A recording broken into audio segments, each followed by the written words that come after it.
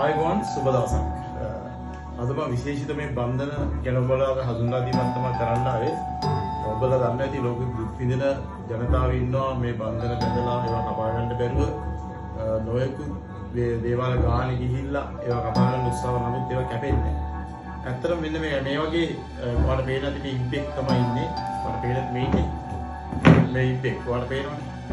මේ මෙවැනි සතෙක්ගේ මේ පාදේ උගේ පාදේ තියෙනවා කකුලේ මේ යන්ත්‍ර ගැට ගහලා ජීවත් කරලා ඒ බන්ධන ගන්නයින් පස්සේ මේ වගේ යන්ත්‍ර තියෙනවා මිනිස්සු ඒ තරහට ඉදිසියාවට ඒ වගේ පලි ගැනීමකට මේ විදිහට කරනවා.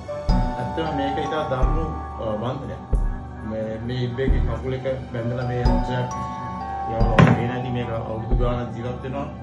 ඉතින් මේ බන්ධනේ කපන්න හරියම් හරි. ඇත්තට අපේ හොයාගෙන තියෙන අපේ සීයන් පරම්පරාවගෙන මේ බන්ධන ගැනීම විශේෂ ක්‍රම මේ ඉබ්බගෙන් බැඳින යන්ත්‍ර වලින් ලොකු හානිය වෙන සිද්ධ වෙනවා. ඒ නිසා තමයි මේක කපන්න බෑ කියලා සමහරු කියන්නේ. මේ බන්ධනය කපාගන්න පුළුවන්. දන්න කෙනෙක් තමයි කරගන්නේ.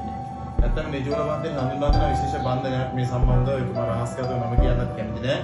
ඉතින් ඒ වගේ දේවල් වුණාම ඔයාලට පුළුවන් මේ බන්ධනේ කපලා ඉවත් කරලා පස්සේ සාර්ථක ජීවිතයක් ගත කරන්න. ඉතින් මේ වැනි සතෙක්කින් මේ වැනි හානිදායක දේවල් කරන්නේ මිනිස්සු පලි ගැනීම සඳහා වගේ දේවල් තමයි. ඔයාලට පුළුවන් අපේ ආයතන ශ්‍රී විශ්වවිද්‍යාල ගුප්ත ආයතන කුරුණෑගල අපේ ආයතන අපි හම්බෙලා අපේ නම්බර එක දෙනවා 077 500යි 13යි 18 කියලා අපිට කතා කරලා ඔයාලට විස්තර දැනගන්න පුළුවන්.